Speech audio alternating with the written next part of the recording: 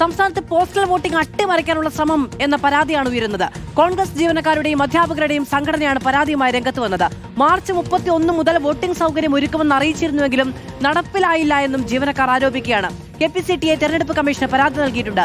ഗോപാൽ ശീലാസനൽ വിവരങ്ങളുമായി ചേരുകയാണ്. ഗോപാൽ, ഇത് എന്തെങ്കിലും തരത്തിലുള്ള അനാസ്ഥയോ വീഴ്ചയോ ഒന്നുമല്ല, ഇതിൽ ഒരു ഗൂഢാലോചനയുണ്ട് എന്നുള്ളതാണ് ഈ സർവീസ് സംഘടനകൾ ആരോപിക്കുന്നത്.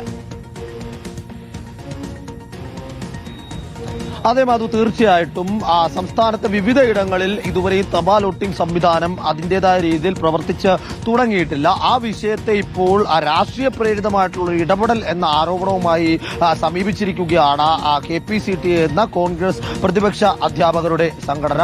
ഇതിൽ പറയുന്നത് മാർച്ച് 31 മുതൽ ഏപ്രിൽ 8 വരെയുള്ള തീയതികളിലാണ് തെരഞ്ഞെടുപ്പ് കമ്മീഷൻ ഇത്തരത്തിൽ പോസ്റ്റൽ വോട്ടിങ്ങിനുള്ള സൗകര്യം ഒരുക്കിയിരുന്നത്. ഇത് പ്രകാരം രണ്ടാം ഘട്ട തെരഞ്ഞെടുപ്പ് പരിശീലന ക്ലാസുകൾ നടക്കുന്ന സ്ഥാപനത്തിൽ ജീവനക്കാർ വോട്ട് ചെയ്യാനുള്ള സംവിധാനം ഒരുക്കും എന്നായിരുന്നു. എന്നാൽ ഏപ്രിൽ 4-ാം തീയതിയായിട്ടും ഒരിടങ്ങളിലും ബാലറ്റുകൾ എത്തുകയോ വോട്ട് ചെയ്യാനുള്ള സംവിധാനം ഒരുക്കുകയോ ചെയ്തിട്ടില്ല. ഇത് കൃത്യമായ ആസൂത്രിതമായ ഇടപെടൽ ആണ് എന്ന ആരോപണം സംഘടന ഉന്നയിക്കുന്നു. ആ തെരഞ്ഞെടുപ്പ് അട്ടിമറിക്കാനും കൃത്രിമമായൊരു തിരക്ക് രൂപീകരിച്ച് ആ തിരക്കിന്റെ മറവിൽ ആ പ്രതിപക്ഷ വോട്ടുകൾ നിഷേധിക്കാനുമുള്ള ശ്രമമാണ് എന്ന് ഇത്തരത്തിൽ സർവീസ് സംഘടനകൾ ആരോപിക്കുന്നു. അത് കൃത്യമായി തന്നെ പരിഹരിക്കേണ്ടതായിട്ടുണ്ട് എന്ന് കാട്ടിയാണ് ഇപ്പോൾ തെരഞ്ഞെടുപ്പ് കമ്മീഷന് KPCTA പരാതി നൽകിയിരിക്കുന്നത്.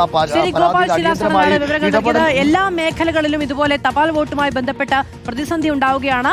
വോട്ട് ചെയ്യാനുള്ള അപേക്ഷ നൽകിയവർ പലരാണ്. പക്ഷേ അതുമായി ബന്ധപ്പെട്ട ബാലറ്റുകൾ എത്തിയത് വളരെ കുറഞ്ഞ നിരക്കിലാണ് എന്നുള്ളതാണ് മനസ്സിലാക്കാൻ കഴിയുന്നത്. അതിന് പിന്നിൽ രാഷ്ട്രീയ ഗൂഢാലോചന എന്ന് ആരോപിച്ചുകൊണ്ടാണ് ഇപ്പോൾ കോൺഗ്രസിന്റെ സർവീസ് സംഘടനകൾ രംഗത്ത് വന്നിരിക്കുന്നത്.